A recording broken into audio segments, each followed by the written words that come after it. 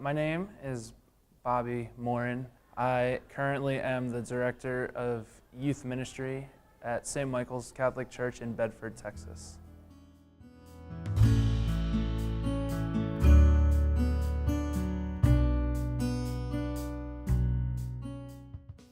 My favorite Bible verse is Philippians 4:4, and it's rejoice in the Lord always. I shall say it again, rejoice.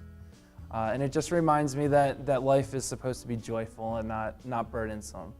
And if I'm not joyful, then people around me are not going to be joyful. And if they are not joyful, then I can be that joy for them. And it just reminds me of that. I got started in youth ministry about 8 years ago. So this is about my 8th year. It's my 4th year as a paid youth minister. I also took a year off from doing any kind of work to be a missionary with NET Ministries, the National Evangelization Team. What drove me down this path? It was actually a mission trip at Cabrini, because I am a Cabrini grad, which is pretty sweet.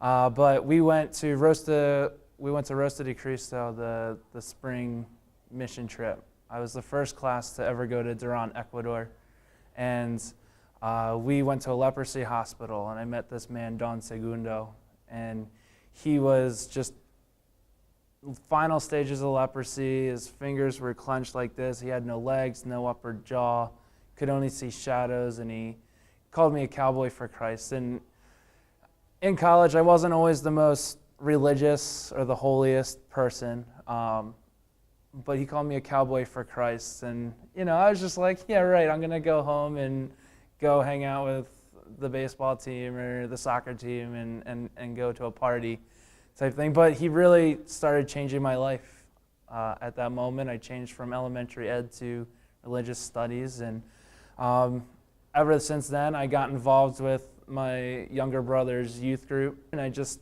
really fell in love with the opportunity to share my own sufferings, my own struggles, and lead others down a path that I know will keep them from the same mistakes I made.